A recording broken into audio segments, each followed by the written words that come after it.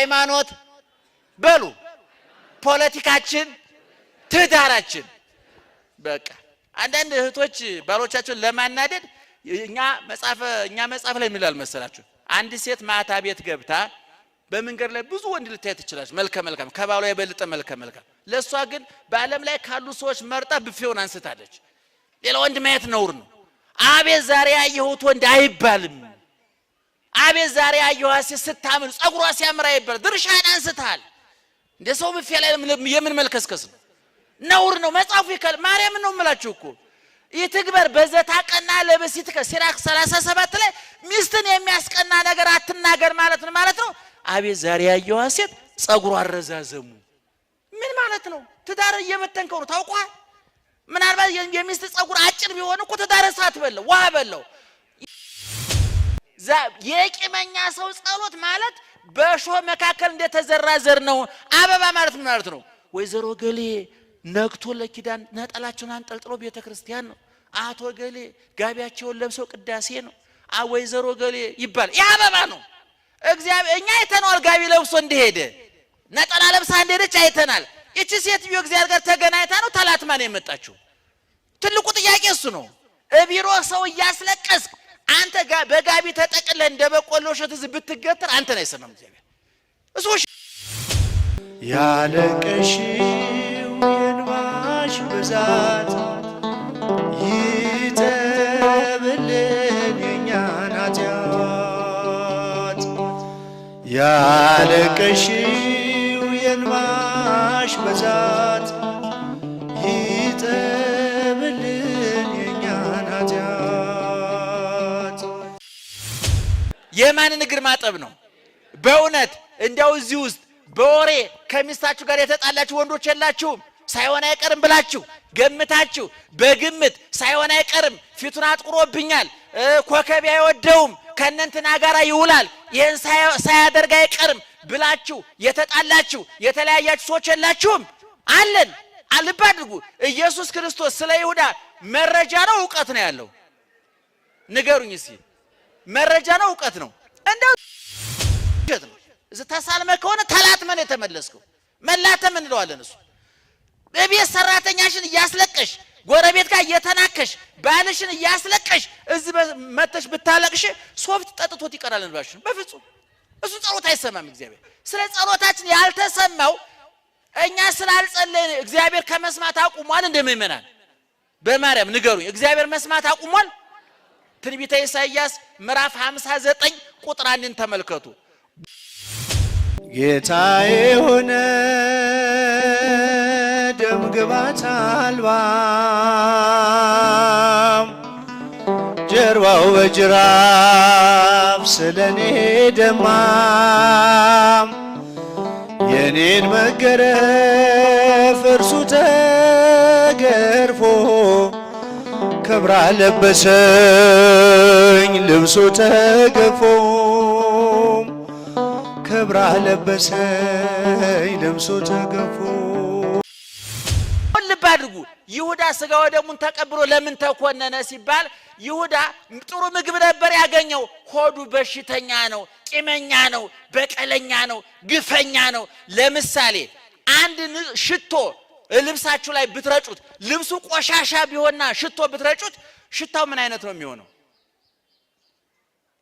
ሶስተኛ ሽታ ይመጣል አይደል ሽታው የሽቶም አይደለም የቆሻሻ የሚገርማችሁ ደግሞ በጣም የተበላሽ በፊት ከነበር ከልብሱ ቆሻሻ ይልቅ ሽቶና ቆሻሻው ተቀላቅሎ ሌላ ሽታ ይመጣል አሁን የይሁዳ ስጋ ወደሙና የይሁዳ ሰውነት ሲገናኙ ሌላ መከራ ነው የመጣው ምክንያቱም እኛን ተከቶ ነው እየሞተ ያለው እኛን ተከቶ ነው እየተሰቀለ ወንጀል አልሰራሁም ማለት አይችልም ኢየሱስ ክርስቶስ ምክንያቱም በወንጀለኛው በአዳም ቦታ ገብቷል በኃጢአተኛው በአዳም ቦታ ገብቷል ልክ በጉ በማያውቀው በሰው ኃጢአት ምክንያት ደሙ እንደፈሰሰ እንደታረደው ሁሉ ኢየሱስ ክርስቶስም ቀራንዮ ላይ ወጥቶ ተሰቀለ ለኛ ኃጢአት ሲል ሞተ ስለዚህ ምእመናን ይሄን ያሰብን ነው ዛሬ እያከበርን ያለ ነው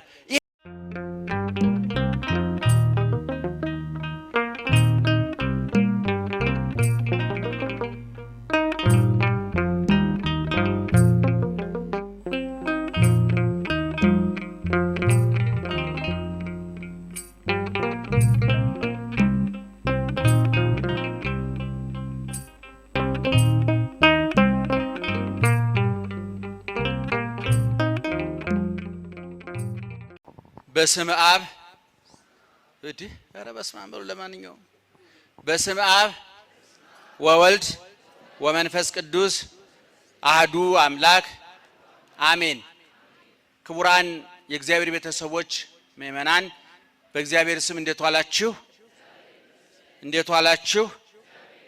በየጊዜው በየምክንያቱ የሚመክረን የሚያስተምረን የምስጢርና የጥበብ ባለቤት አምላካችን እግዚአብሔር ስለ ሁሉም ነገር ክብርና ምስጋና ይግባው። ክብርና ምስጋና ይግባው። እናንተ የምትሰሙት እኛም የምንናገረው አይንሳን አይንሳችሁ እግዚአብሔር ሁለቱ መስዋዕቶች በሚል ርዕስ እጥር ምጥን ሰብሰብ አድርገን እናስተምራችኋለን። በመላ በግምት በሳይሆን አይቀርም በይመስለኛል የግል ሐሳባችንን እንዳናፈስባችሁ እግዚአብሔር የኛንም አንደበት የናንተንም ጆሮ ይጠብቅ። ጉባኤውን ተረክቦ የጠመመውን አቃንቶ የጎደለውን ሞልቶ ንባቡን ተርጉሞ የተተረጎመውን አመስጥሮ ከአእምሯችን ጋር ከህሊናችን ጋር ያዋህድልን። እንድንኖረው ኃይለ አጋንንትን ያስታግስልን። ኦርቶዶክሳዊት ተዋሕዶ ቤተክርስቲያን ብሉይን ከሐዲስ ሐዲሱን ከመጻሕፍተ ሊቃውንት ከመጻሕፍተ መነኮሳት ከገድላት ከድርሳናት ከተአምራት መጻሕፍት ጋር የምታስታርቅበት የምትተነትንበት የምታመሰጥርበት ጊዜ ቦታና ሁኔታ አላት።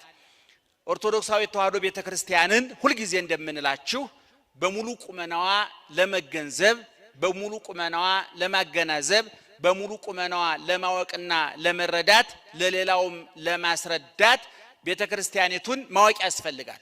የኢትዮጵያን ቤተክርስቲያን ለማወቅ መጽሐፍ ቅዱስ ብቻ ማንበብ በቂ አይደለም። ብሉይ ሐዲስ ስለተነበበ አትታወቅም። እጅግ የረቀቀች የጠለቀች ከብሉይም ከሐዲስም ከዘመኑም በተለያየ ጊዜ የተነሱ ሊቃውንት የየራሳቸውን መንፈሳዊ አስተዋጽኦ ያደረጉባት ክርስቶስ ከነ ቅዱሳኑ ያለባት ግንዱን ከነ ቅርንጫፉ ሰራዊቱን ከነ ንጉሱ ሰራዊቱን ከነ ንጉሱ ንጉሱን ከነ ሰራዊቱ ሰማዩን ከነ ከዋክብቱ የያዘች እኔ ወይን ግንድ ነኝና ቅርንጫፎቹ እናንተ ናችሁ ብሎ ባለቤቱ በተናገረው መሰረት ግንዱን ከነ ቅርንጫፉ የያዘች ታላቅ ቤተክርስቲያን ናት። እንዲህ በቤተክርስቲያን ያሉትን አገልግሎች የሚታይና የማይታይ ብሎ ከፍሎ መረዳት ይቻላል። አንደ የሚታየው ግዙፉ አገልግሎት ነው። የምንጠመቅበትን ውሃ የሚያጠምቀንን ካህን የምንጠበቅበትን ቦታ የምንጠመቅበትን ጊዜ እናውቀዋለን። ጊዜው ይቆጠራል፣ ቦታው ይታያል፣ ውሃውም ይታያል፣ ካህኑም ይታያል፣ መስቀሉም ይታያል። በዚህ በሚታይ በግዙፍ አገልግሎት ውስጥ ደግሞ ረቂቅ አገልግሎት ይሰጣል። እየሰማችሁ ነው?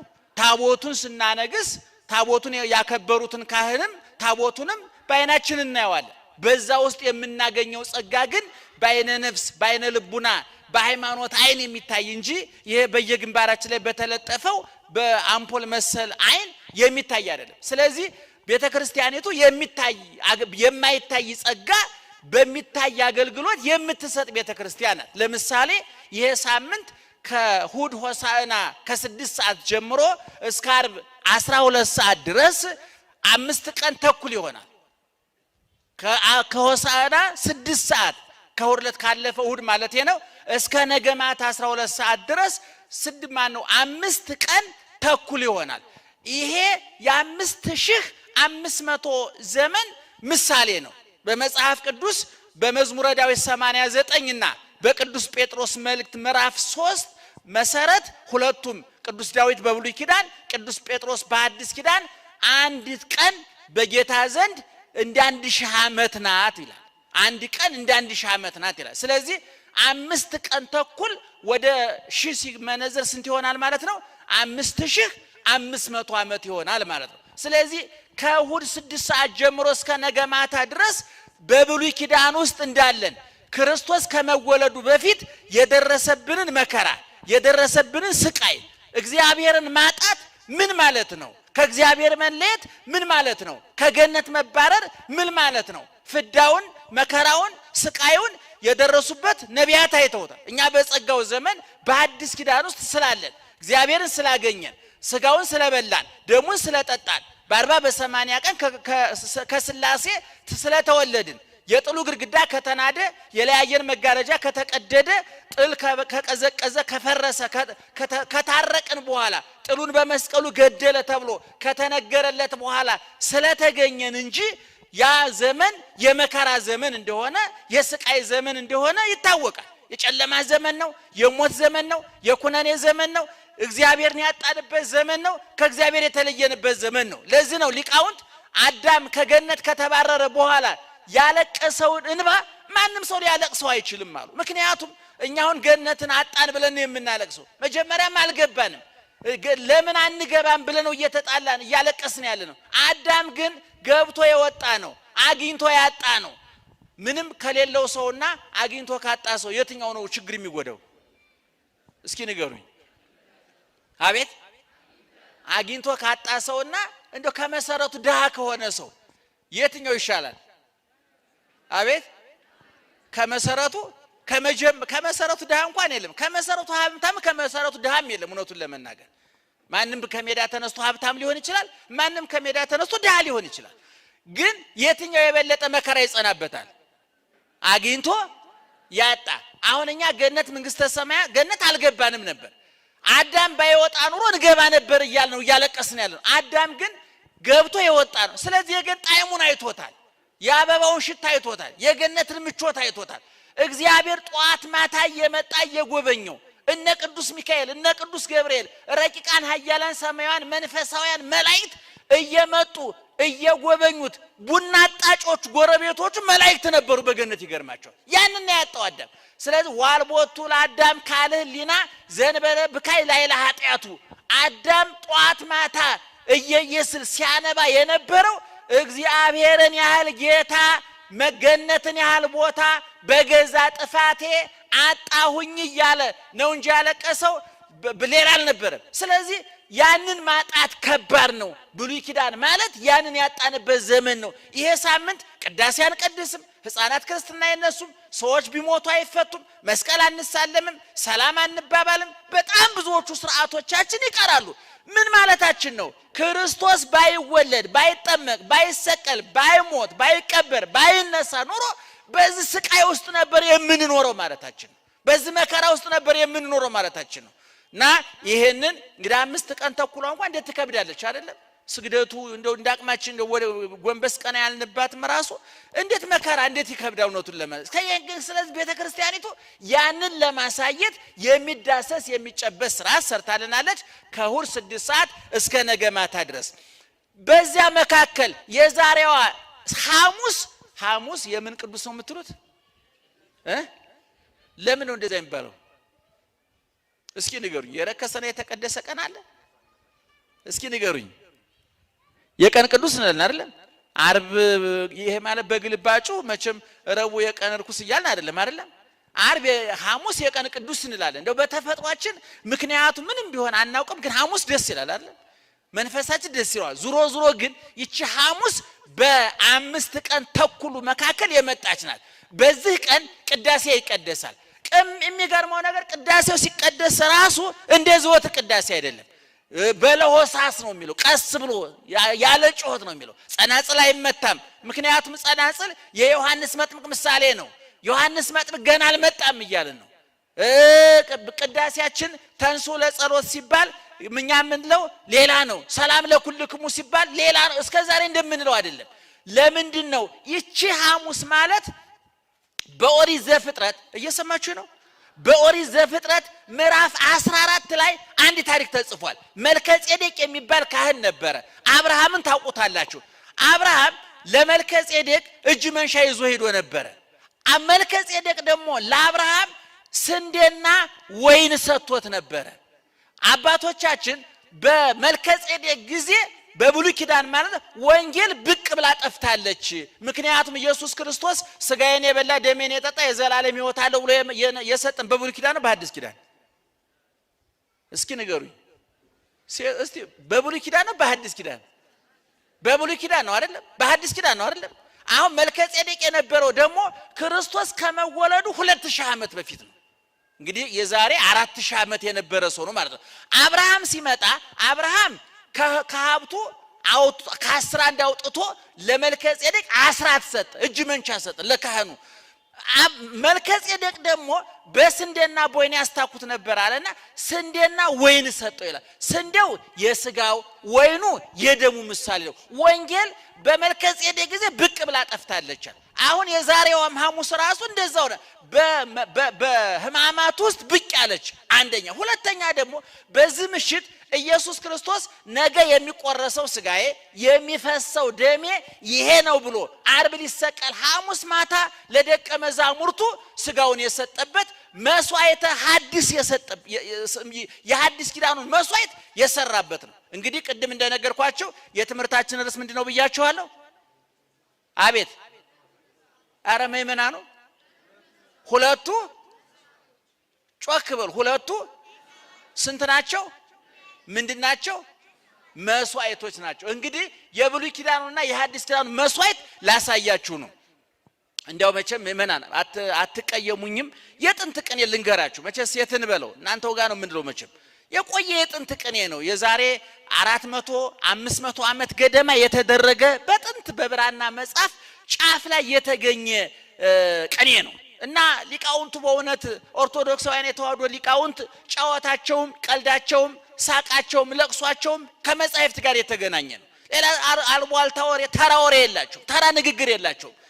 ቢሳደቡ እንኳን እንደው አይሳደቡም እንጂ ቢሳደቡ እንኳን ቃለ እግዚአብሔር ነው የሚሳደቡት። የሚገርም ካንደበታቸው የሚወጣው ትምህርት ነው። ትልልቆቹ መምህሮቻችን እንደው እንደኛ ዋዛ ፈዛዛ ብቻ አይደለም፣ እንኳን እውነተኛው ትምህርታቸው እንደው ቀልድ እንኳን ጨዋታ እንኳን ሲጫወቱ ትምህርት ነበርና የዛሬ 400 ዓመት ገደማ የተደረገ ዋዜማ የሚባል የቅኔ አይነት ነው የምነግራችሁ። ተረጉመዋለሁ እንደ ጩኸባቸው ብቻ አልቀርም፣ አይዟችሁ። ለኢዮስያስ በፋሲካሁ ላልህምተ ሶኡ ወአባጋ ዘጠቡ እያትረፉ ለሳኒታሁ ወበልዋሜሁ በጋ ፋሲካ ነሰ ክርስቶስ እንዘ አሃዱ ለሊሁ ዮም ይትበላ ኩለንታሁ ወየሰመ ይትረከብ ከማሁ ማለት ነው ንባቡ የሚለው። ይሄንን እንደ በቀጥታ ቅኔውን ከምተረጉምላችሁ በኦሪት ዘጸአት ምዕራፍ 12 ላይ ያለውን ታሪክ አሳጥሬ ልንገራችሁ። እስራኤላውያን በግብጽ በነበሩ ጊዜ እስራኤልን ከግብጽ ለማስወጣት እግዚአብሔር ብዙ ተአምር አድርጓል። 10 ተአምራት 11ኛ ሞተ በኩር የሚባል። ሞተ በኩር ማለት ምንድነው? ከንጉሱ ጀምሮ እስከ ተራው ሰው ድረስ ፈርዖን ግብጻውያን ማለት ነው እስራኤላውያንን አንለቅም ስላሉ እግዚአብሔር ብዙ ተአምራት እንኳን ቢያሳያቸው እምቢ ስላሉ የመጀመሪያው ተአምር ምንድነው? ከንጉሱ ጀምሮ በቤታቸው ያለን በኩርን መቅሰፍ ነው። በኩር ማለት የመጀመሪያ ልጅ ማለት ነው። የመጀመሪያ ልጁ እንዲሞትበት ታዘዘ። እግዚአብሔር መልአከ ሞት ግን እነዛን እስራኤላውያን እንዳይቀስፍ ለይቶ እንዲቀስፍ እስራኤላውያን በጉን አርደው የበጉን ደም የበራቸውን መቃን መድረኩን የበሩ ላይ ከላይና ከጎን አለ አይደለም፣ ከታች አለ ከላይ አለ ከጎን አለ መቃን መድረክ ይባላል አይደለም። ልክ የበጉን ደም ያን በሩን ይቀቡታል። ልክ ያ የሚቀስፈው መልአከ ሞት መጥቶ ደሙን ሲያይ ምልክቱን ሲያይ አልፎ ይሄዳል። የነማን ቤት ነው ማለት ነው? የእስራኤላውያን የግብጻውያን? አቤት የእስራኤላውያን መልአከ ሞት ያንን እያየ ያልፋል። ፋሲካ ማለት ማለፍ፣ ፓሳህ ማለት ማለፍ ማለት ነው። መሻገር ማለት ተሻገረው ማለት ነው። ስለዚህ ይሄ ከግብጽ ሲወጡ የነበረ ተአምር ነው፣ እግዚአብሔር ነው ያደረገው። በኋላ ግን እግዚአብሔር ምን ብሏቸዋል? ይሄ መረሳት የለበትም። እኔ ምእመናን በጣም ከሚገርመኝ ነገር መካከል እግዚአብሔር ለቅርስ ይጠነቀቃል፣ ለታሪክ ይጠነቀቃል። መረሳት የለበትም ብሎ ያስባል። በዚህ በኦሪት ዘጸአት ምዕራፍ 16 ላይ እስራኤል 40 ዘመን መና እንደበሉ ሰምታችኋል። ከሰማይ እየወረደላቸው እግዚአብሔር ሙሴን ምን አለው? ኋላ የሚመጣው ትውልድ እግዚአብሔር መና ከሰማይ እያወረደ መግቦናል ብላችሁ ስትነግሩት የሚያፈዝ የሚቀልድ ተች ትውልድ ይመጣል፣ ውሸታችሁን ነው ይላችኋል። ስለዚህ ያን ጊዜ አላምንም እንዳይላችሁ መሶበ ወርቅ ስራና መሶበ ወርቁን በስስ ወርቅ ለብጥና ከመናው ከዚህ ከምትበሉት መና በቁና ሰፍረህ በመሶበ ወርቁ ውስጥ አድርገህ ከርና አስቀምጠው፣ እንዳይተላ እንዳይሸት እንዳይበላሽ አድርገዋለሁ፣ ለዘመናት ሲታይ እንዲኖር አድርገዋለሁ አለ። ማን ይሄን የሚያደርገው? እግዚአብሔር ለማን ለሚመጣው ትውልድ እንደዛ አድርጎ አስቀምጦ ኋላ የሚመጣው ትውልድ ታውቃለህ ትውልዱ ተች ነው ታውቃለህ ያ በተለየኛ ትውልድ ብዙ መተቸት ይወዳል መንቀፍ ይወዳል ያላነበበውን ያልተረዳውን መተቸት ይወዳል መንቀፍ ይወዳል አስረዱኝ አብራሩልኝ አመስጥሩልኝ አረ ምንድነው ብሎ ከመጠየቅ መንቀፍ ይቀርዋል እና እግዚአብሔር ይሄ ትውልድ ተጠራጣሪ ትውልድ ይመጣል ስለዚህ ከመናው ሰፍረ በመሶበ ወርቅ አድርገህ በቤተ መቅደሱ በቤተ እግዚአብሔር በሚመለክበት ቦታ አስቀምጠው መና ከሰማይ እየወረደ በልተን ነበር ስትል ውሸት ነው ሲል አሳየው ያንን አስረዳዋል ይሄ በእውነት ኦርቶዶክሳዊ ተዋሕዶ ቤተክርስቲያን ዛሬ ጸሎተ ሐሙስ እግር ሲታጠብ አይታቸዋል ቅዱስ ፓትርያርካችንን ጨምሮ ብፁዓን ሊቃነ ጳጳሳት ኤጲስቆጶሳት ቀሳውስት ትልልቅ ሰዎች እየተንበረከኩ የሰው እግር ሲያጥቡ አይታቸዋል ይሄ ዛሬ 2000 ዓመት ክርስቶስ ያደረገውን ለማሳየት ነው እና ያ ልክ እስራኤላውያን በጉ ደሙን ያየ መልአከ ሞት እንደጠፋ ሁሉ ኋላ እስራኤላውያን ምን ተባለ ይሄ ታሪክ ነው እግዚአብሔር ያደረገው ቸርነት ነው ለትውልድ መቀጠል አለበት ብሎ እግዚአብሔር አዘዘና በሙሴ አማካኝነት ኦሪት ዘጸአት ምዕራፍ 12 እቤታችሁ ገብታችሁ በደንብ አንቡት ምእመናን እየሰማችሁ ነው በዚህ በኦሪት ዘጸአት 12 ላይ ምን ይላል እናንተ 7 10 12 ሆናችሁ አንድ በግ ረዱ በጉን አርዳችሁ እለቱን ብሉት ለነገ አይደር አትቀቅሉ ባዶውን አትብሉ ብዙ መመሪያ ተሰጥቷል ኮፍያችሁን አድርጋችሁ ወገባችሁን ታጥቃችሁ ጫማችሁን አድርጋችሁ ብትራችሁን ይዛችሁ ብሉት መንገደኞች ናችሁ ነው ለጊዜው ልክ አንድ በግ በደንብ ስሙኝ ስንት በግ ይታረዳል አንድ በግ ሰዎቹ ስንት ይሆናሉ አንድ በግ እንዲጨርሱ ሰው አንድም ሰው ሊሆን ይችላል ከጨረሰው እንግዲህ ይጨርሳል እስኪ አንድ በግ ለመጨረስ ስንት ሰው ያስፈልጋል ንገሩኝ እናንተ እስኪ አንድ በግ እንዳያድር እንደው ወደው ተጠባብሶ ተበልቶ እንደው አጥንቱ ሳይቀር እንደ ጥርግርግ ብሎ ከቤቱ ለነገ እንዳያድር ፍሪጅ አስገባው እንዳይባል ማለት ነው ስንት ሰው ያስፈልጋል አቤት ወንዶቹ ንገሩ ሴቶቹ ብዙ አይበሉ እስኪ ወንዶቹ ንገሩ አንድ በግ ለመጨረስ ስንት ሰው ያስፈልጋል አቤት ስንት ሰው 20 ነገሩ ኑሮ ከፍቷል ነው ተቀማምሶ ለመውጣት ነው እንጂ እሺ እንግዲህ ሁለት ጥያቄ መመል አንደኛ በጉ ምን አይነት ነው መባል አለ ሁለተኛ ሰዎቹ እነማን ናቸው ማለት አንዳንድ ሰው ጀግና አለ ሁለት እንጀራ የሚያጠናቀቅ አለ አንዳንዱ ደግሞ አንድ እንጀራ እንኳን ግማሽ እንጀራ በልቶ በቃኝ የሚል አለ እንግዲህ እሱን ታውት ወደ ታሪኩ እንመለስ እግዚአብሔር ግን ምን አለ በጉን ረዱት ለነገ ምን አይበል አይደር እለቱን ብሉ ስለዚህ ቤተሰቡ ብዙ ከሆነ አንድ በግ የሚጨርስ ከሆነ ቤተሰቡ ይረድ ቤተሰብ የማይጨርስ ከሆነ ግን ከጎረቤት ጋር ተነጋግራችሁ በምንም ተአምር ግን በጉ ለነገ ማደር የለበትም እለቱን ይታረድ እለቱን ይበላ ለነገ ምንም ምን አይትረፍ ብሎ አዘዘ እግዚአብሔር በኦሪት ዘጸአት ምዕራፍ 12 ላይ በጣም ጥሩ ስንት በግ ይታረዳል ስንት ሰው ይበላዋል 7ም 10ም 12 ዙሮ ግን የተፈለገው ቁጥሩ ሳይሆን በጉ ምን እንዳይሆን ነው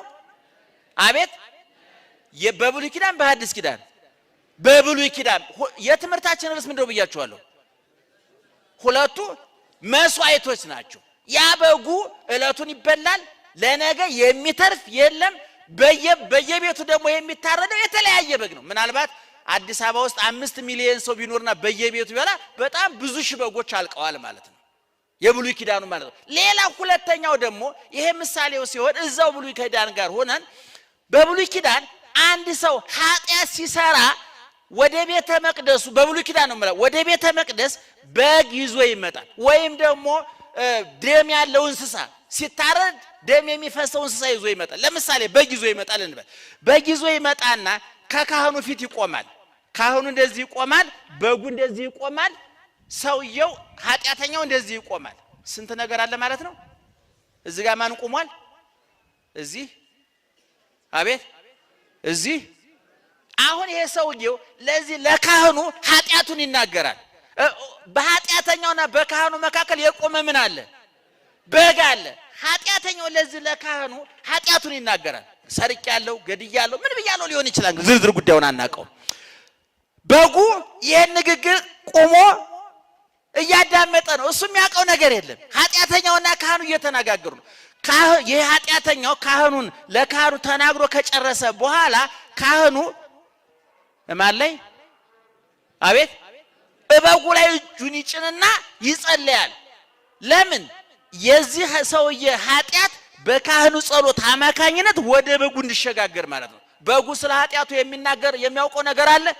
አመንዝሯል፣ ሰርቋል፣ ዋሽቷል። ኃጢአት የሰራው ማን ነው? እሺ ወደ በጉ ኃጢአቱን ያስተላለፈው ማን ነው? ካህኑ። ኃጢአቱን የተሸከመው ማን ነው? በጉ ይወጣና ይታረዳል፣ ደሙ ይፈሳል። በሚፈሰው ደም በግ የማን ኃጢአት ይሰረያል? የማን? በማን አማካኝነት? ወደ ማን ተዘዋውሮ? ልባር። ይሄ መቼ ነው? በሐዲስ ኪዳን በብሉይ ኪዳን? በብሉይ ኪዳን። እነዚህ ሁለት ታሪኮች ያዙና ወደ ሐዲስ ኪዳን እንምጣ።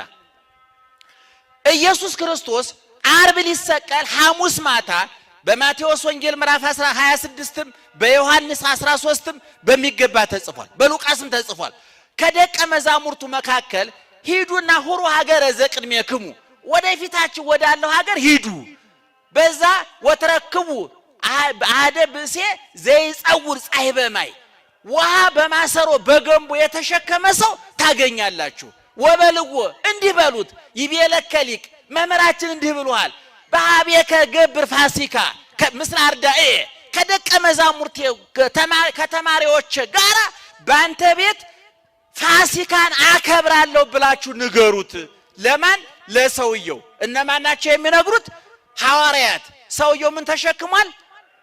አቤት ውሃ በእንስራ ወውእቱ ያርእየክሙ ጽርሐ ንጹሐ፣ እሱም ንጹሕ ቤት ርሱየ ወስርግወ፣ የተነጠፈ የተጎዘጎዘ የተጠረገ ያማረ የተጋረደ ቤት ያሳያችኋል። ሂዱና በጉን የምናርድበት ቢላዋ፣ ስጋውን የምንቀቅልበት ድስት፣ ደሙን የምንቀበልበት ብርት ወይም ደግሞ ሳህን አዘጋጁ፣ አዘጋጅታችሁ ጠብቁኛል። ከዛ በኋላ ጌታ ወደዛ ቤት ሄደ።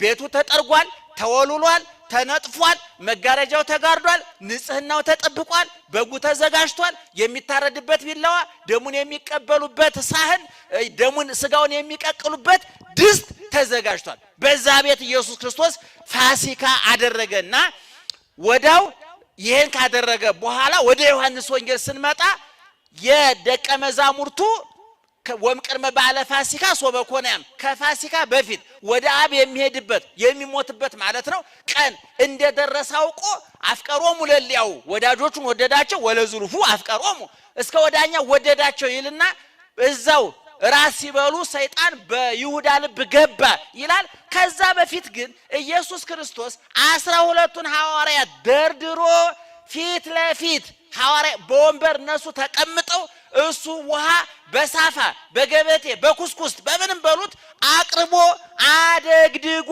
ተንበርክኮ የ12ቱን ሐዋርያት እግር አጠበ።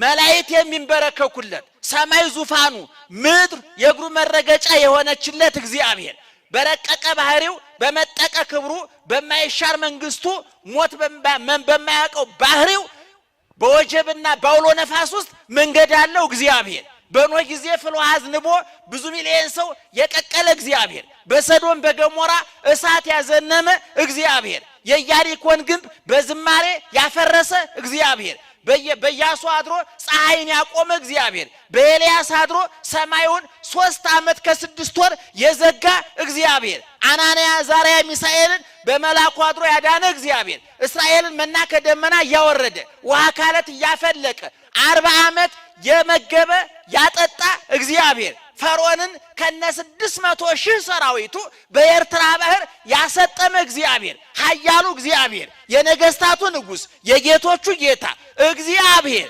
አሁን በአጭር ቁመት በጠባብ ደረት ተወስኖ አደግድጎ አሸርጦ ተንበርክኮ የደቀ መዛሙርቱን እግር እያጠበ ነው። ለዚህ ነው ቅዱስ ያሬድ ዝረፈቀ ምስሌሆሙ ለድራር ዘምስለ ኪሩቤል ዘዲበ ኪሩቤል ይነብር፣ በኪሩቤል አድሮ የሚኖር እግዚአብሔር ከደቀ መዛሙርቱ ጋር ለራት ተንበረከከ፣ ዘሎቱ ይሰግዱ መላእክት ወሊቅ። እየሰማችሁ ነው? ዘሎቱ ይሰግዱ መላእክት ወሊቃነ መላእክት መላእክት የመላእክት አለቆች የሚንቀጠቀጡለት የሚሰግዱለት በትንቢተ ኢሳይያስ ምዕራፍ 6 ላይ ወምዝም ዓመተ ሞተ ኦዚያን በሞተበት ወቅት ርኢክዎ ለእግዚአብሔር እንዘ ይነብር ዲበ መንበሩ ነዋህ ወልዑል በነጭ በረጅም ዙፋኑ ላይ ተቀምጦ አየሁት። የልብሱ ዘርፍ መቅደሱን ሞልቶት ነበር። ወሱራፌል ይቀውሙ አውዶ መላእክት ሱራፌል ኪሩቤል ዙሪያውን ከበውት ነበረ። ወለላሃዱ ስድስቱ ክነፊሆሙ ለእያንዳንዳቸው ስድስት ክንፍ ነበራቸው። በክሌ ክነፊሆሙ ይከድኑ ገጾሙ በሁለት ክንፋቸው ፊታቸውን ይጋርዳሉ። ወበክሌ ክነፊሆሙ ይከድኑ እግሮሙ በሁለት ክንፋቸው እግራቸውን ይጋርዳሉ። ወበክሌ ክነፊሆሙ ይሰሩ አንጻረ ህቡረ በሁለት ክንፋቸው ጽንፍ እስከ ጽንፍ ሲበሩ ይኖራሉ። ወይብሉ ህቡረ ቅዱስ ቅዱስ ቅዱስ እግዚአብሔር ጸባኦት አሸናፊ እግዚአብሔር ምስጋና ምድርን ሰማይን የሞላ እያሉ እየተንቀጠቀጡ ይሰግዱለታል። ለማን? ጮክ ብላችሁ ንገሩኝ። ለማን? እነማን? አቤት መላእክት ናቸው። ልብ አድርጉ። በሁለት ክንፋቸው ምናቸውን ይጋርዱ ነበር? ፊታቸውን። ይህንን ሊቁ ሲተረጉም ከመያው ዮሙ ነበልባሉ ብርሃነ መለኮቱ እንዳያቃጥላቸው ነው አለ። ጋርደው ያድኑታልን ቢሉ የፍርሃት ምልክት ነው። ሕፃናት ልትመቷቸው ሲሉ እጃቸውን ይጋርዳሉ አይደለም? እጃቸው የነሱ ሳይሆን ቀርቶ አይደለም ስለሚፈሩ። ሴቶች ልትመቷቸው ስትሉ ባሎች ይሄ የድሮ ነው አያዋጣም መሰል ያዋጣል። ወንዶች የሚመታ ሚስት አለ ዛሬ እንዳትደባደቡ አረመኔነት ነው። ሚስቱን የሚደበድብ ሰው ነው የቀበሌ ሊቀመንበር ከሆነ ህዝብ ይደበድባል። ይገርማቸው ቤቱ ነው የሚለማመደው። እና እንዳትደበድቡ ነገሩ የሚደበደብም ሴት የለ እግዚአብሔር ይመስገን ራሳችሁ ነፃ ወጣችኋል። ዙሮ ዙሮ እንደዚህ ሲላቸው ምናቸውን ይጋርዳሉ? ፊታቸውን ይጋርዳሉ። ይሄ ምንድነው? ትዕምርተ ፍርሃት የመንቀጥቀጥ የመፍራት። አሁን በሐዋርያት ፊት ተንበርክኮ ውሃ በገበቴ ይዞ ሊያጥብ የተንበረከከው አሁን ያልነው እግዚአብሔር ነው። ይሄ እግዚአብሔር ነው። ሰማይ ዙፋኑ የሆነ እግዚአብሔር ነው። ምድር የእግሩ መረገጫ የሆነችለት እግዚአብሔር ምን አደረገ? አደገደገ። አደግድዎ ምን ሆነ? ተንበረከከ። ተንበረከኮ ምን አደረገ? አጠበ። የነማንን እግር? የሐዋርያትን እግር። እኔ አምናም አስታውሳለሁ ነግሬያቸዋለሁ። በእውነት ምእመናን የጴጥሮስን እግር፣ የዮሐንስን እግር፣ የያዕቆብን እግር፣ የማቴዎስን እግር፣ የቶማስን እግር፣ የበርተሎሜዎስን እግር የነዚህን ቢያጥብ ነገ ይክሱታል። ዓለምን ዙረው የረከሰውን ይቀድሳሉ፣ የፈረሰውን ያድሳሉ፣ የተለያየውን ያገናኛሉ፣ ሰውን ከእግዚአብሔር ያስታርቃሉ፣ መንግሥተ ሰማያት በር ያስከፍታሉ፣ ዋጋ ይከፍላሉ። እነዚህን ቢያጥብ ይሁን። በእውነቱ እግዚአብሔር መሆን የሚጠይቀው ትልቁ ፈተና የማንን እግር ማጠብ ነው? እስቲ ጮክ በሉ። የማንን እግር ማጠብ ነው? በእውነት እንዲያው እዚህ ውስጥ በወሬ ከሚስታችሁ ጋር የተጣላችሁ ወንዶች የላችሁም? ሳይሆን አይቀርም ብላችሁ ገምታችሁ በግምት ሳይሆን አይቀርም ፊቱን አጥቁሮብኛል፣ ኮከብ አይወደውም፣ ከእነንትና ጋር ይውላል፣ ይህን ሳያደርግ አይቀርም ብላችሁ የተጣላችሁ የተለያያችሁ ሰዎች የላችሁም? አለን። ልብ አድርጉ። ኢየሱስ ክርስቶስ ስለ ይሁዳ መረጃ ነው እውቀት ነው ያለው? ንገሩኝ እስኪ። መረጃ ነው እውቀት ነው? እንደው ዝም ብዬ ፊቱን ሳየው ደስ አይለኝም ብሎ ነው? ይህ ሰውዬ ጤነኛ አይመስልም፣ አካሄዱ ጠማማ ነው፣ አንገቱን ደፍቶ ነው የሚሄደው፣ ነገረኛ ነው ብሎ ነው? እኛ እንደዛ ብለን የምንጣለው አይደለም። አንዳንድ እኮ እንትናን አልወዳትም ይላቸዋል። ምን ሆነ? እንደዚህ ብሎ ኮከብ አይወዳትም። እንዴት አይነት ነው? አሁን የክርስቲያን ቋንቋ ነው እውነቱን ለመናገር። እንዴ ኮከብና ጨረቃ ፍቅር ውስጥ ምን አገባው? እውነቱን ለመናገር አሁን ክርስቶስ ይሁዳን ምን እንደሚያስብ ያውቃል አያውቅም?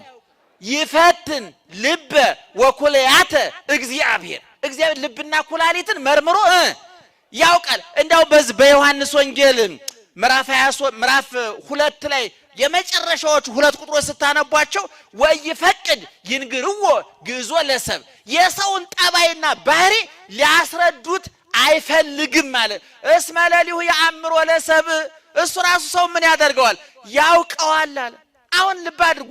ይሁዳን ተንበርክኮ አጠበው። እንደው ይሁዳም ራሱ እንደው ጨክኖ እግሩን ማቅረቡ ነውቱን ለመናገር እንደው እግሬ ዘው ደርቆ ይቀርብኛል አለ ማለቱ እና ከዛ የይሁዳን እግር አጠበው። የሚገርማችሁ ይሁዳ 3 ዓመት ከ3 ወር ክርስቶስ ካደረገው ተአምር አንድ ቀረበት የለም።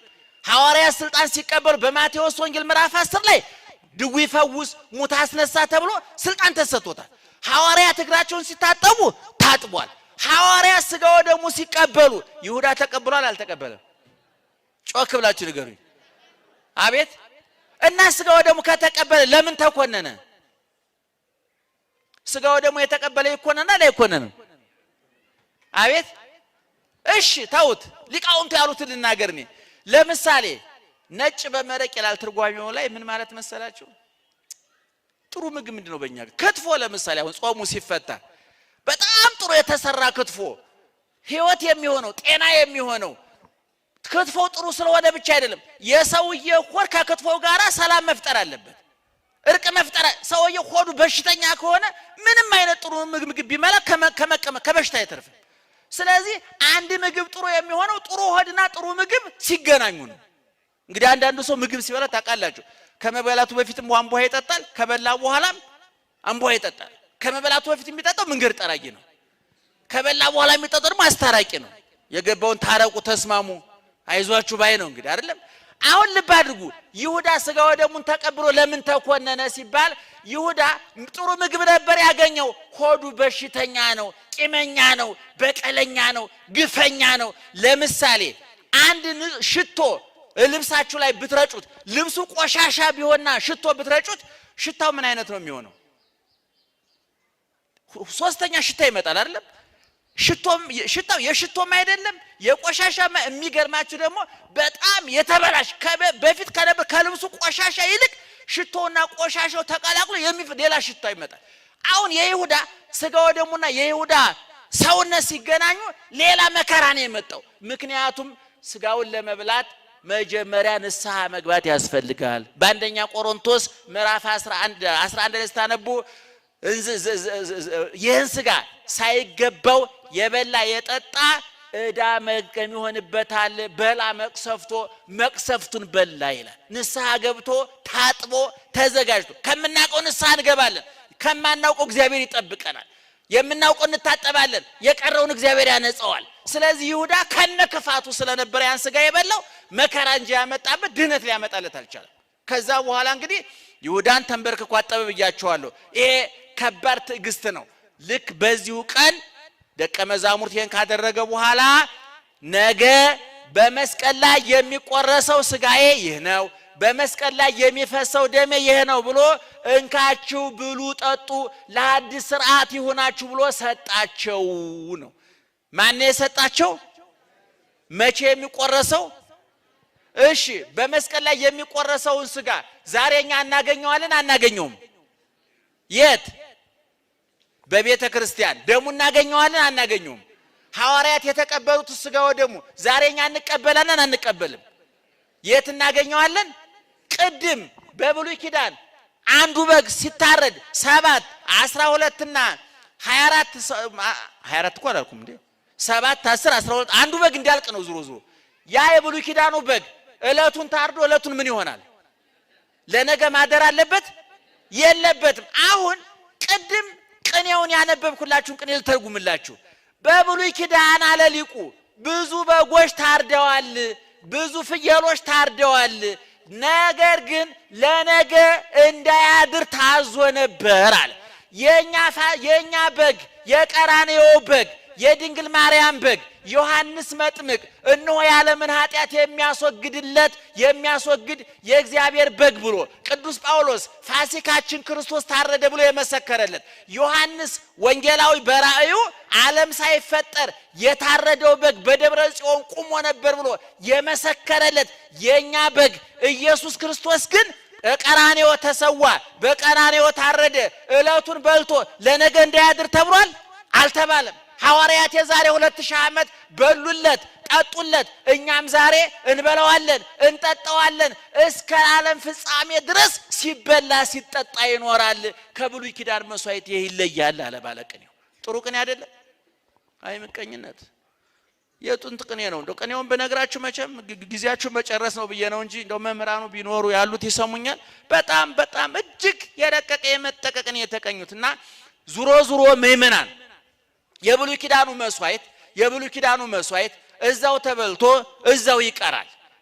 ቅድም ስንናገር ደግሞ እዚህ ጋር ማን ይቆማል ብያለሁ? እዚህ ይሄ ኃጢአተኛው ኃጢአቱን ለበጉ ነው የሚነግረው። ለማን ነው የሚነግረው? ካህኑ እጁን ማን ላይ ይጭናል? ምን ያደርጋል? ይጸልያል። በካህኑ ጸሎትና እጁን ጭኖ ሲጸልይ የኃጢአተኛው ኃጢአት ወደ ማን ይዛወራል? በጉ ምን ይሆናል? ይታረዳል። በበጉ ደም የማን ኃጢአት ይሰራያል? ኃጢአት የሰራው ማን ነው? የታረደው ማን ነው? የነጻው ማን ነው? ደሙ የፈሰሰው የማን ነው? ይሄ በሐዲስ ኪዳን ደግሞ ይሄ መካከል ያለው በግ የኢየሱስ ክርስቶስ ምሳሌ ነው። እየሰማችሁ ነው? የኢየሱስ ክርስቶስ ምሳሌ ነው። በጉ ኃጢአት ሰርቷል፣ አመንዝሯል፣ ዋሽቷል፣ ሰርቋል፣ ገሏል። የገደለ የሰረቀ ወንጀል የሰራ በኃጢአት የተጨማለቀ የረከሰ የቆሸሸ በኃጢአት የፈራረሰው ማን ነው? ሰውየው ነው። የሞተው ግን ማን ነው? ያ በጉ ነው። ይሄ በብሉይ ኪዳን እንደ አይነት ስራ ታዞ ነበረ። በሐዲስ ኪዳን ግን በዚህ በግ ፋንታ የኛ ጌታ ተተክቷል።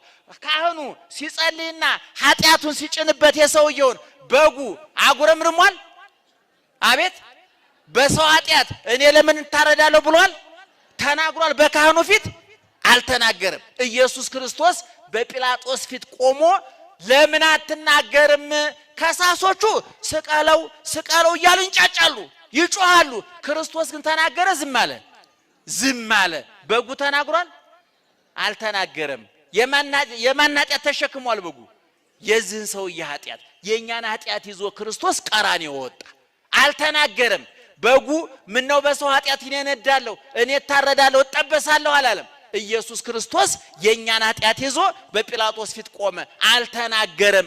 ምክንያቱም ለእኛ ዋስ ሆኗል። እኛን ተክቶ ነው እየሞተ ያለው፣ እኛን ተክቶ ነው እየተሰቀለ ያለው። ወንጀል አልሰራሁም ማለት አይችልም ኢየሱስ ክርስቶስ። ምክንያቱም በወንጀለኛው በአዳም ቦታ ገብቷል፣ በኃጢአተኛው በአዳም ቦታ ገብቷል።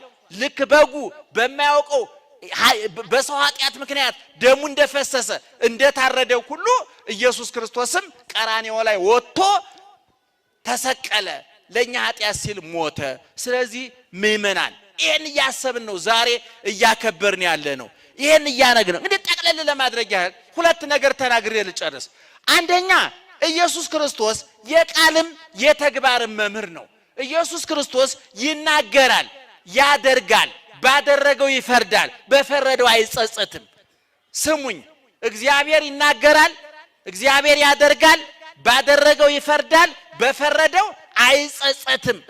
እስመ አልቦ ንስሐ በጸጋ እግዚአብሔር ነው። እግዚአብሔር ይኔስ አይጸጸትም። እግዚአብሔር ተጸጽቶ ያቅም። ምክንያቱም እግዚአብሔር የሚሰራውን ስራ በባህሪያው ዕውቀት ስለሚሰራው ጸጸት ለባህሪያው አይስማማውም። ስለዚህ ኢየሱስ ክርስቶስ የይሁዳን እግር ተንበርክኮ አጠበ። እስኪ እዚህ ውስጥ ያለነው ሰዎች እውነት ታጋሾች ነን ወይ? ቻይዎች ነን ወይ? ሚስቶቻችንን ባሎቻችንን እንችላቸዋለን ወይ? እንታገሳቸዋለን ወይ? ይሁዳ ከክርስቶስ ጋር 3 ዓመት ከ3 ወር ኑሯል። ይገርማቸዋል። እያወቀ ክርስቶስ ይሁዳ እኮ ሂዶ ከክርስቶስ ጠላቶች ጋር ተመካክሮ ተወያይቶ ጨርሶ ነው መጥቶ ሰላማዊ መስሎ ቁጭ አለው እኮ፣ አንገቱን ደፍቶ ቁጭ አለው። ምናልባት እኮ ክርስቶስ እግሩን እያጠበ ነገ የክርስቶስን እግር ሊያስቸነክር ቀብር ተቀብሎ ነው የመጣው። ክርስቶስ ያጎረሰው ስጋውን እያጎረሰው ነገ ያንን ስጋ ሊያስገርፍ ተዘጋጅቶ ነው የመጣው። እኛስ በትዳራችን ውስጥ ታጋሾች ነን ወይ? ቻይዎች ነን ወይ? ይቅርባዮች ነን ወይ? ዛሬ አንድ ሬዲዮ ፕሮግራም ኢንተርቪው ነበረ። አንዱ የጋዜጠኛው ጥያቄ ምን እንደሚል ታውቃላችሁ? ብዙ ጸሎት ይጸለያል፣ ሰዓታት ይቆማል፣ ማህሌት ይቆማል፣ ቅዳሴ ይቀደሳል፣ ብዙ ጸሎት ይጸለያል፣ በስፒከር እንሰማለን አለ ጋዜጠኛው። ግን ይሄን ሁሉ እየጸለይን ከሚበርድ ይልቅ እየነደደ ከሚቆም ይልቅ እየቀጠለ መከራችን በየቀኑ መርዶ እየሰማን ነው የምንሄደው። ጸሎቱ ምን ነው አልተሰማም ብሎ ጠየቀ ጋዜጠኛው። እኔ ደግሞ የመለስኩት መልስ ጸለይን እናውቃለን ወይ ነው። እየጸለይን ነው ወይ? ይሄ የኛ ጸሎት ነው እንደሆነ አንዳንዱ እኮ እንደ ሾው ሁሉ ይቀጣዋል እኮ። ቅዳሴ በቴሌቪዥን ይተላለፋል ማለት እኮ እግዚአብሔር ጋር እንዲደርስ። እግዚአብሔር የቴሌቪዥን ጣቢያ የለውም፣ ቴሌቪዥን አልገዛም። እግዚአብሔር ልብ ነው የሚያየው እንጂ ቴሌቪዥን ያይም። እናንተ በቴሌቪዥን ተከታተላችሁ። በፌስቡክ ምህላው በፌስቡክ ይተላለፋል፣ በቴሌቪዥን ይተላለፋል፣ በዩቲዩብ ይተላለፋል። ይሄ ሰው እንዲሰማው ነው፣ እግዚአብሔር እንዲሰማው አይደለም። እግዚአብሔር እንዲሰማው ከተፈለገ ቴሌቪዥን ሳይሆን የሚያስፈልገው የነጻ ልብ ነው። በዚህ እየሰማችሁ ነው። በዚህ በሃይማኖት አበው ውስጥ እንዲህ የምትል ጥቅስ ተጽፋለች። ይገርማችኋል። አጭር ጥቅስ ናት። ጸሎቱ በሉስቲ ግዙን ጸሎቱ ለመስተቀይም ከመዘር ዘወርቀ ማእከል አስዋክ የቂመኛ ሰው ጸሎት በሾህ መካከል እንደወደቀ ዘር ነው። በሾህ መካከል የወደቀ ዘር ይበቅላል አይበቅልም?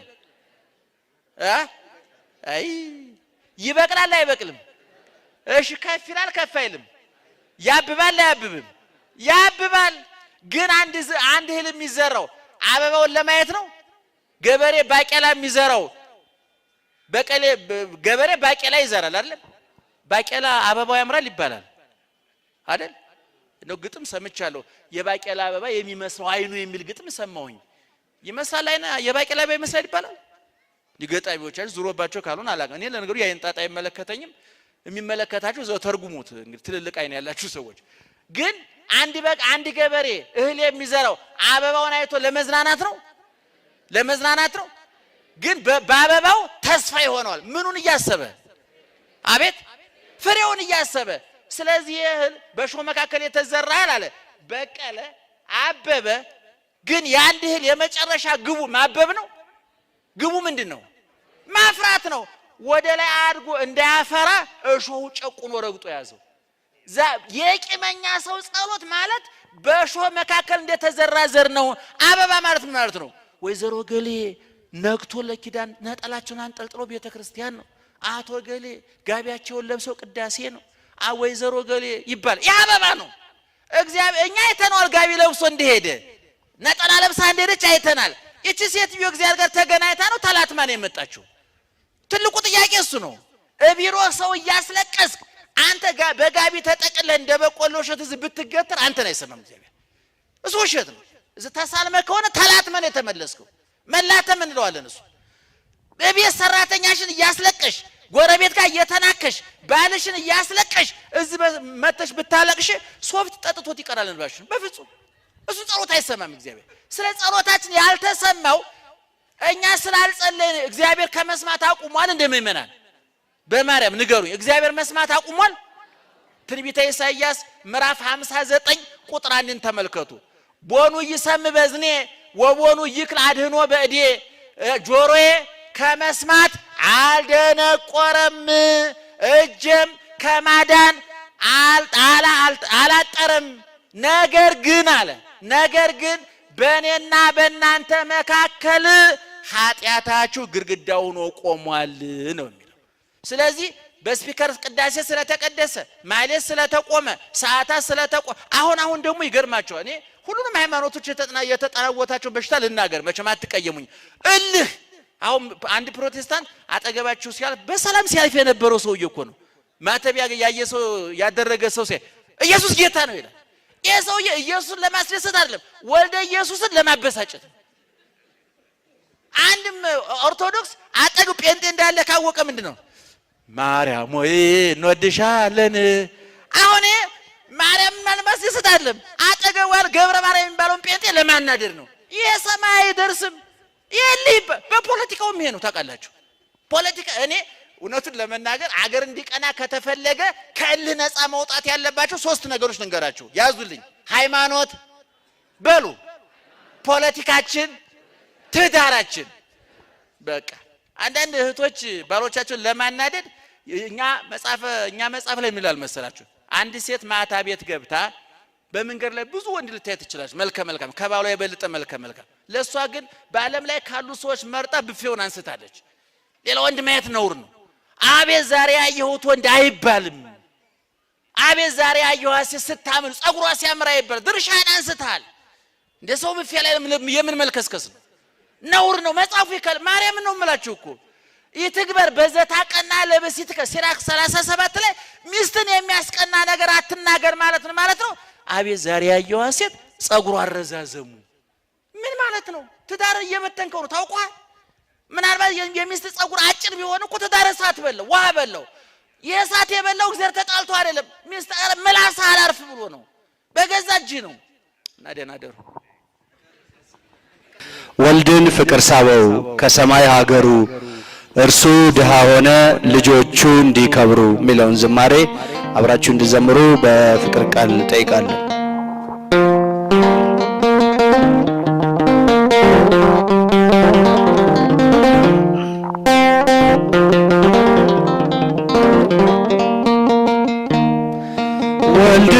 ወልድን ፍቅር ሳበው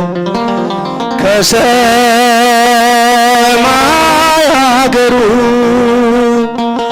ወልድን ፍቅር ሳበው ከሰማይ ሀገሩ እርሱ ድሃ ሆነ ልጆቹ እንዲከብሩ እርሱ ድሃ ሆነ ልጆቹ እንዲከብሩ ወልድን ፍቅር ሳበው ከሰማይ ሀገሩ ወልድን ፍቅር ሳበው ከሰማይ ሀገሩ እርሱ ድሃ ሆነ ልጆቹ እንዲከብሩ እርሱ ድሃ ሆነ ልጆቹ እንዲከብሩ የእግዚአብሔር በግ ተገለጠ ለዘላለም ሞት ተዋጠ የእርሱን ለእኛ የእኛን ለእርሱ ክብር ይሁን ለንጉሡ ክብር ይሁን ለንጉሡ ዘምሩ ወልድን ፍቅር ሳበው ከሰማይ ሀገሩ ወልድን ፍቅር ሳበው ከሰማይ ሀገሩ እርሱ ድሃ ሆነ ልጆቹ እንዲከብሩ እርሱ ድሃ ሆነ ልጆቹ እንዲከብሩ ጻድቅ ፈራጅ ድንቅ ዳኛ ክብሩን ትቶ ግርግምተኛ ሳይጎድልበት ሆነ ባዶ በፍጹም ፍቅር እኛን ወዶ በፍጹም ፍቅር እኛን ወዶ ወልድን ፍቅር ሳበው ከሰማይ ሀገሩ ወልድን ፍቅር ሳበው ከሰማይ ሀገሩ እርሱ ድሃ ሆነ ልጆቹ እንዲከብሩ እርሱ ድሃ ሆነ ልጆቹ እንዲከብሩ ዘምሩ ወልድን ፍቅር ሳበው ከሰማይ ሀገሩ እስቲ ድምፃችሁ ወልድን ፍቅር ሳበው ከሰማይ ሀገሩ እርሱ ድሃ ሆነ ልጆቹ እንዲከብሩ እርሱ ድሃ ሆነ ልጆቹ እንዲከብሩ ሁለተኛው አዳም መጣ የማይጠልቀው ፀሐይ ወጣ የዲያብሎስ ሥራ ፈርሷል መንጋው ሁሉ ጽድቅን ለብሷል። መንጋው ሁሉ ጽድቅን ለብሷል። ወልድን ፍቅር ሳበው ከሰማይ ሀገሩ ወልድን ፍቅር ሳበው ከሰማይ ሀገሩ እርሱ ድሃ ሆነም ልጆቹ እንዲከብሩ እርሱ ድሃ ሆነም ልጆቹ እንዲከብሩ ስለ ሁሉ አንዱ ሞተ እንድንረብስ ተራቆተ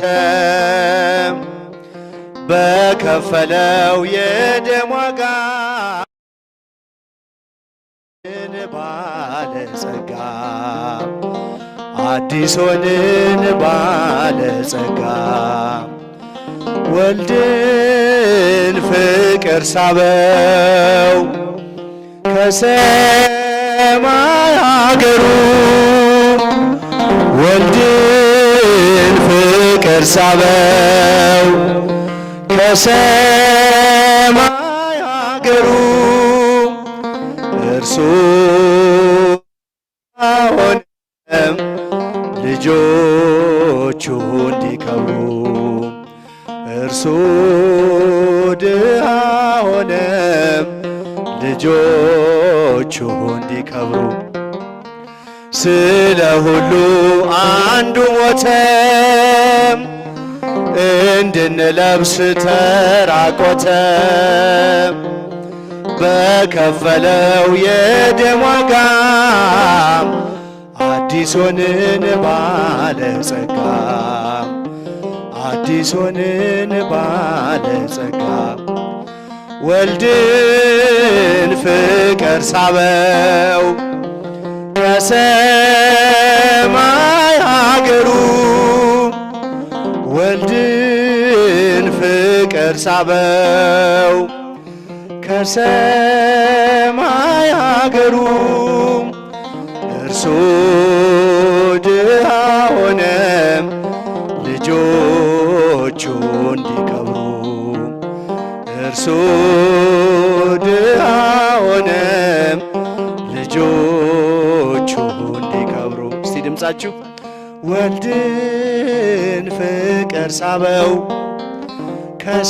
ከሰማይ ሀገሩ ወልድን ፍቅር ሳበው ከሰማይ ሀገሩ እርሱ ድሃ ሆነም ልጆቹ እንዲከብሩ እርሱ ድሃ ሆነም ልጆቹ እንዲከብሩ። ዝማሬያችንን ይቀበልልን። አሜን።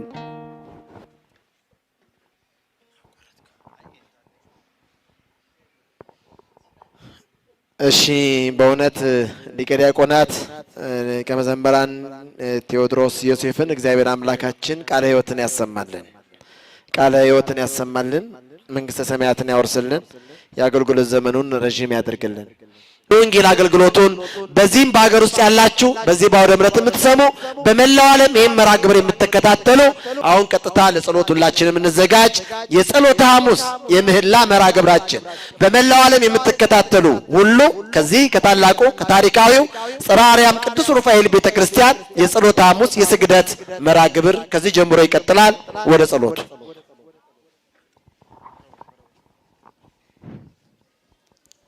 ስለዚህ ቦታ መጽናት በቅዱሳን አባቶች ስም ስለሚጠሩም ቦታዎችና ገዳማት በውስጣቸውም ስለሚኖሩ ሽማግሌዎች በጠቅላላም ስለዚህ ዓለም መጠበቅ ጌታ ከክፉ ሁሉ ይጠብቃቸው ዘንድ የእኛንም ኃጢአት ያስተሰርይልን ዘንድ ጸልዩ። በዚች ቦታና በሌሎች ቦታዎች ስለሚገኙ በነፍስ በስጋ ስለታመሙ አባቶቻችንና ወንድሞቻችን ጌታም ለእኛም ለእነርሱም ሕይወቱን ጤንነቱን ሰጥቶ በጎ ነገርን ያደርግልን ዘንድ የእኛንም ኃጢአት ያስተሰርይልን ዘንድ ጸልዩ። ለነ በባህር በየብስ በወንዝ በሸለቆ በሌላውም መንገድ ሁሉ ስለሚጓዙ አባቶቻችንና ወንድሞቻችን ጌታ በቀና መንገድ መርቶ በሰላም በደስታ ወደ መኖሪያቸው ይመልሳቸው ዘንድ የእኛንም ኃጢአታችንን ያስተሰርይልን ዘንድ ጸልዩ።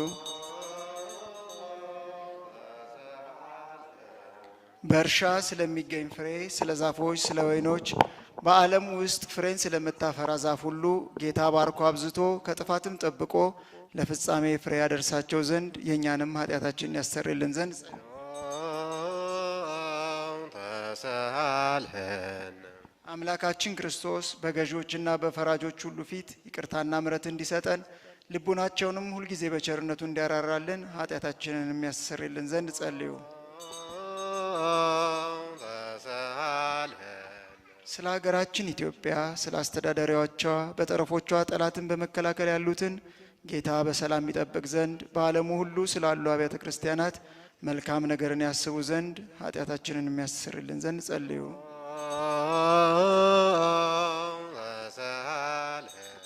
በክርስቶስ አምነው ከዚህ በፊት ስለሞቱ አባቶቻችንና ወንድሞቻችን እነርሱም የተቀደሱ አባቶቻችን ሊቃነ ጳጳሳትና አባቶቻችን ጳጳሳት፣ አባቶቻችን ኤጲስቆጶሳት፣ አባቶቻችን ቆሞሳት፣ አባቶቻችን ቀሳውስት፣ ወንድሞቻችን ዲያቆናት፣ አባቶቻችን መነኮሳት፣ ወንድሞቻችን ሕዝባውያን፣ ሌሎችም ከክርስቲያን ወገን በሞት ያረፉትን ሁሉ ጌታ ዕረፍተ ነፍስን ይሰጣቸው ዘንድ የእኛንም ኃጢአት ያስተሰርይልን ዘንድ ጸልዩ።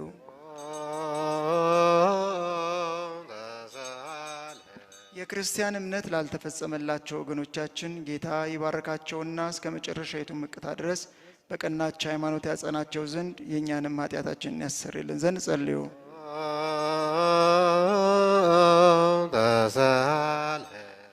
ሐዋርያት ስለሰበሰቧትና ስላጸኗት ስለ አንዲት ቤተ ክርስቲያን ሰላም፣ ስለ ሕዝቡም ሁሉ መዳን፣ ስለ ቦታው ሁሉ መጠበቅ የእኛንም ኃጢአት ያስተሰርይልን ዘንድ ጸልዩ።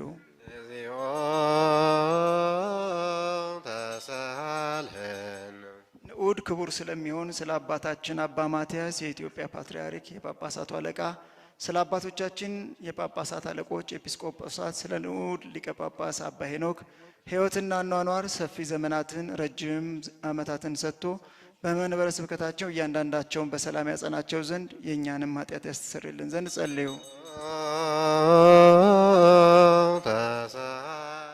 ስለ አንድነታችን የቀናች ሃይማኖት ስላለቻቸው ሕዝበ ክርስቲያን አንድነት ጌታ ይጠብቃቸውና በሰላም ያስፈጽማቸው ዘንድ የእኛንም ኃጢአታችንን ያስተሰርይልን ዘንድ ጸልዩ። አቤቱ ይቅር በለን። ለከበረች ቤተ ክርስቲያን መባን ከሰውና ከእንስሳ ስለሚያቀርቡ ሰዎች ጌታ ይባርካቸው ዘንድ በስራቸውም እንዲጸኑ ይረዳቸው ዘንድ የእኛንም ኃጢአታችንን ያስተሰርይልን ዘንድ ጸልዩ። አቤቱ ይቅር በለን።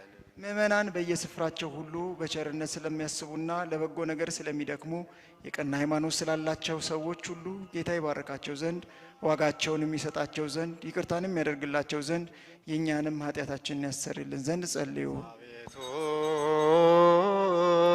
ይቅር በለን።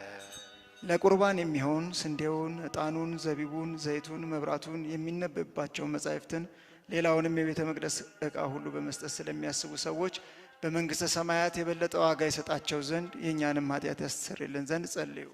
አቤቱ ይቅር በለን። ስማቸውን በእያንዳንዳቸው እንድንጠራ ስላዘዙን ለየቤተ ክርስቲያን ሊቃውንትና ታላላቆች አባቶቻችን ጌታ ይባርካቸው። በባለስልጣኖችና በሹማምንትን ፊት በፈራጆችም አደባባይ ፍቅርን መወደድን ያድላቸው ዘንድ የእኛንም ኃጢአት ያስተሰርይልን ዘንድ ጸልዩ። ይቅር በለን። በደዌ ሥጋ በደዌ ነፍስ ለደከሙና ለተቸገሩ ለባልቴቷም አባት እናት ለሞቱባቸው ለድሆች ልጆችና ለተጨነቁ ሰዎች እርሻ ላረሱ ዘር ለዘሩ ለሚሸጡ ለሚገዙ ለተጨነቀችም ሰውነት በማናቸውም ቦታ ሁሉ ጌታ ራርቶ ይቅር ይላቸው ዘንድ የእኛንም ኃጢአታችንን ያስተሰርይልን ዘንድ ጸልዩ። አቤቱ ይቅር በለን። በግዞት በምርኮ ተይዘው ለተጨነቁ ሀገር ለቀው ለተሰደዱ በአጋንንት አሽክላም ለተያዙ ሰዎች ጌታ ከግዞት ከምርኮኝነት ያወጣቸው ዘንድ ይቅርታውንም ሰጥቶ እነርሱንም እኛንም ያድነን ዘንድ ኃጢአታችንን የሚያስተሰርይልን ዘንድ ጸልዩ። አቤቱ ይቅር በለን። ለነፍሳቸው ይቅርታን እየፈለጉ ክብሩ በሆነ በዚህ ስፍራ ስለተሰበሰቡት ሁሉ የእውነተኛ አምላካችን የጌታችን ይቅርታ ፈጥኖ ይደረግላቸው ዘንድ የእኛንም ኃጢአት ያስተሰርይልን ዘንድ ጸልዩ። አቤቱ ይቅር በለን። በዚህ ዓመት ስለ ዝናብ መዝነብ፣ ስለ ባህርና ስለ ወንዞች መሙላት እውነተኛ አምላካችን ክርስቶስ ይባርካቸው ዘንድ በረከቱን ሰጥቶ እስከ ልካቸው የሞላቸው ዘንድ ለምድርም ልምላሜዋን ሰጥቶ ደስ ያሰኛት ዘንድ ስጋዊውን ደማዊውን ሁሉ በረድኤት ያጸና ዘንድ ለእንስሳትም ሁሉ ደህንነትን ይሰጥ ዘንድ የእኛንም ኃጢአታችንን ያስተሰርይልን ዘንድ ጸልዩ።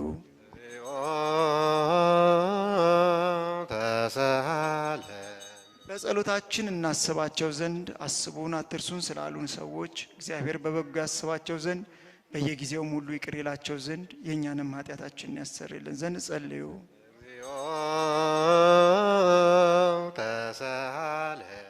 ይህችን ሳምንት ጌታ በበጎ ይፈጽማት ዘንድ ከእኛም የጠላትን መፈታተን ያርቅ ዘንድ ሰውነታችንን የሚያድን ዘንድ ይቅርም ይለን ዘንድ ኃጢአታችንን የሚያስተሰርይልን ዘንድ ጸልዩ። አቤቱ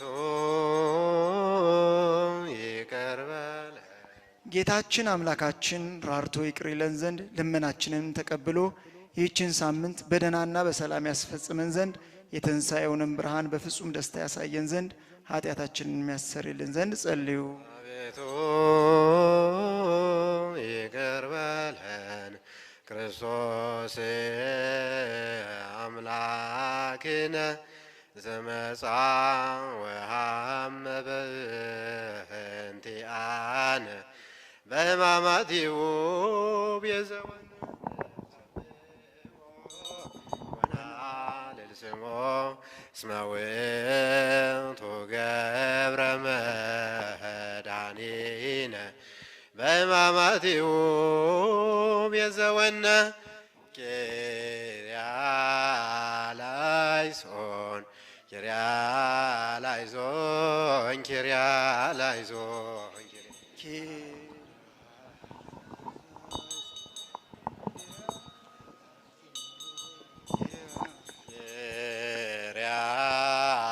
ኪርያላይሶን ላይሶን እብኖዲን አይን ኪርያ ላይሶን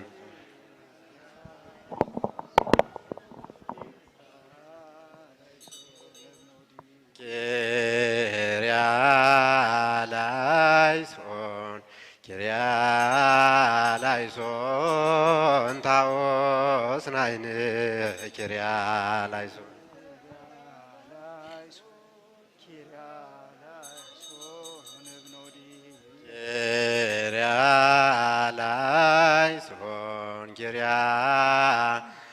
ላይሶን ታኦስን አይን ኪርያ ላይሶን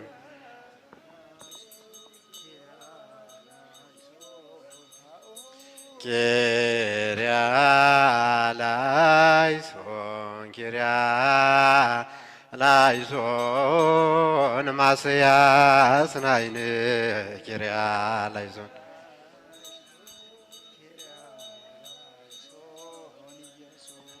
ኪርያ ላይሶን ኪርያ ላይሶን ኢየሱስ ናይን ኪርያ ላይሶን ኪርያ ላይሶን ኢየሱስ ኪርያ ላይሶን ኪርያ ላይሶን ክርስቶስ ናይን ኪርያ ላይሶን ኪርያ ላይሶን ክርስቶስ ናይን ኪርያ ላይሶን ኪርያ ላይሶን አማኑኤል ናይን ኪርያ ላይሶን ኪርያ ላይሶን ክርስቶስ ናይን ኪርያ ላይሶን ኪርያ ላይሶን ትስቡጣነይ ኪርያ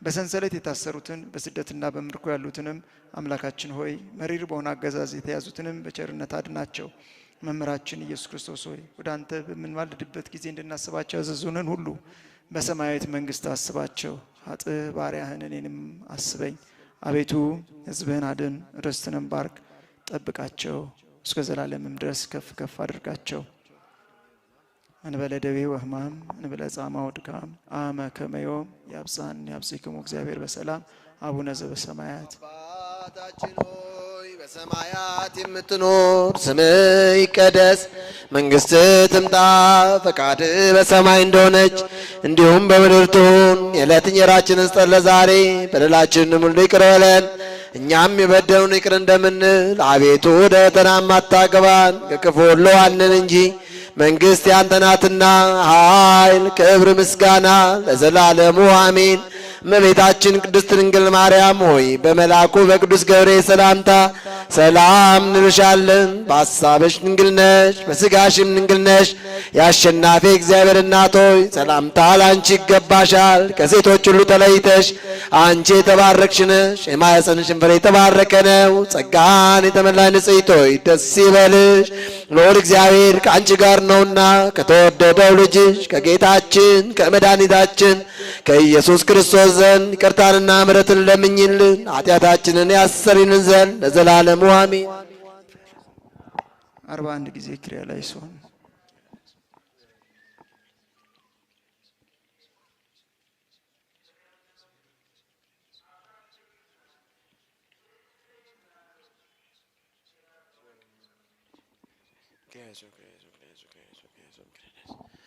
ሁሩ በሰላም ውስተ አብያቲክሙ ንወተጋብኡ በጊዜ ሰለስቱ ሰዓት ሌሊት ዘዕለተ ዓርብ። እግዚአብሔር አምላካችን በሰላም ወደ የቤታችን ያግባን። የነገ ሰው ይበለን።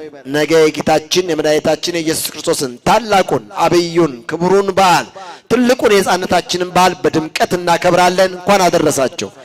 ወንበሮቹን